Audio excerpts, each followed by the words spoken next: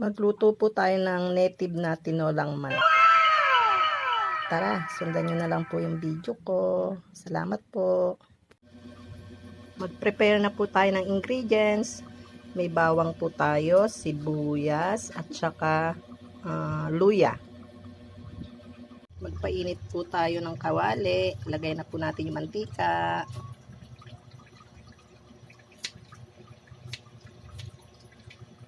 Huwag pong damihan para hindi po siya mamantika kasi magmamantika po yung chicken natin mamaya.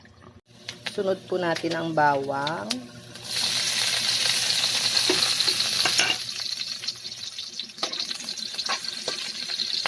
Sunugin po natin yung bawang para masarap. Sunod po natin ang sibuyas.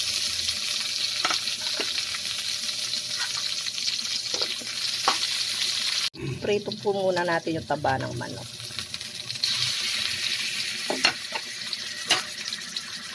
Maglagay po tayo ng sibot para mabango.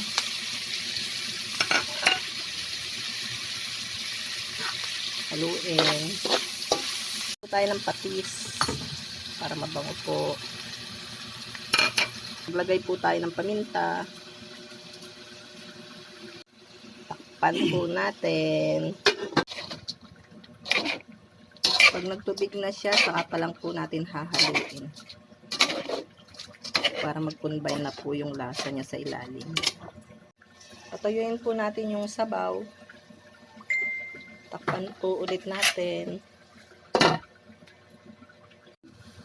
Maglagay po tayo ng kamatis. Late ko na po nilalagay yung kamatis para mas lalasahan po natin.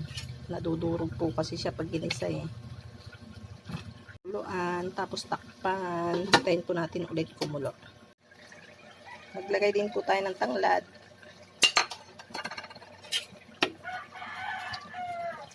Lagay po natin sa ilalim para mapakuluan po natin. Takpan po ulit natin. Maglagay na po tayo ng water. Sakto lang.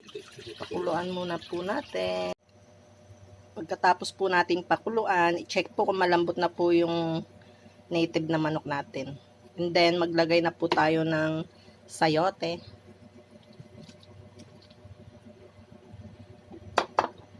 Takpan po ulit, palambutin po ulit natin.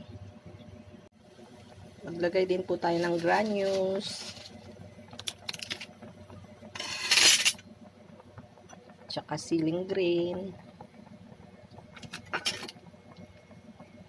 Takpan po ulit natin, pakuluan. Maglagay po tayo ng Knorr cubes.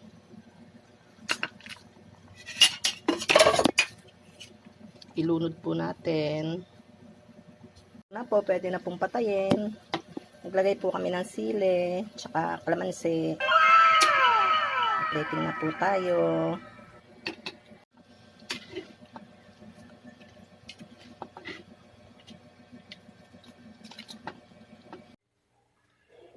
Eto na po guys, yung niluto natin native na manok. Kain na po tayo. Kung nagustuhan nyo po yung video ko, like naman po kahit hindi na po i-share. Salamat. Salamat po na marami.